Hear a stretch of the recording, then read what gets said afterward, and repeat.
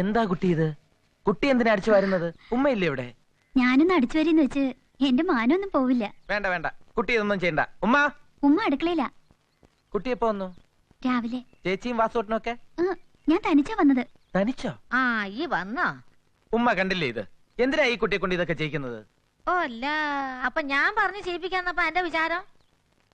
നല്ല കുടുംബത്ത് പറഞ്ഞ കുട്ടിയൊക്കെ അറിയാ വീട് വൃത്തിയിലും വെടുപ്പിലും കൊണ്ടു നടക്കാനും സൂക്ഷിക്കാനും.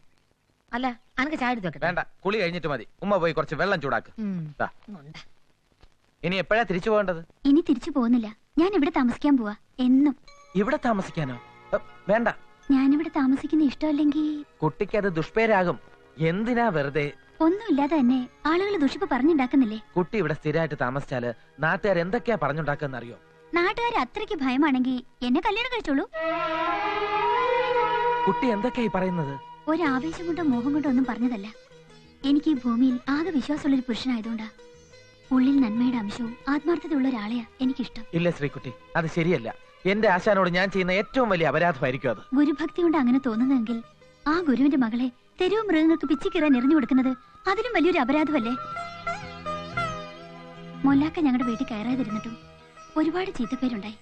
ഇപ്പോഴാണെങ്കിൽ അച്ഛനും അമ്മയും മരിച്ചു. ഞാൻ ഇനി എവിടെ താമസിച്ചാലും ചീത്തപ്പേരാ. എന്ന് മൊല്ലാക്ക എന്നെ വിവാഹം കഴിച്ചാ പിന്നെ ആ ചീത്തപ്പേരുണ്ടാവില്ലല്ലോ. തുടക്കത്തിൽ എല്ലാവർക്കും ഒരു ഞെട്ടലുണ്ടാകും. കുറച്ചു കഴിയുമ്പോ അവർക്ക് പറഞ്ഞു രസിക്കാനും പരിഹസിക്കാനും വേറെ ഏതെങ്കിലും ശ്രീകുട്ടിമാരെയും മൊല്ലാക്കന്മാരെയും കിട്ടും. എന്നാലും ഞാൻ എടാ ഇതിലധികം ഒരു പെൺകുട്ടിയെ കൊണ്ട് പറയിപ്പിക്കരുതടാ മരങ്ങോടാ. ഈ ഒരാണല്ലേ? ഈ പെൺകുട്ടി കാണിക്കണേനെക്കാട്ട് ഒരു ഇത്തിരി ഉശിരം അനക്ക് കാണിച്ചൂടെ? ഉമ്മ ഇങ്ങനെ തന്നെയാണോ പറയണേ? പിന്നെ അല്ലാണ്ട് ഈ എന്താ ഒന്നും ഉണ്ടാത്തേ? ഉമ്മയ്ക്കും ഇഷ്ടം അതാണെങ്കിൽ പിന്നെ എനിക്കും ഇഷ്ടക്കുറവൊന്നുമില്ല.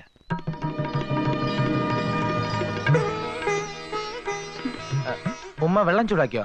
ആ ഇനിയിപ്പം വെള്ളം ചൂടാക്കാനും ചോറ് വെച്ച് വിളമ്പി തരാനൊക്കെ ആളായല്ലോ.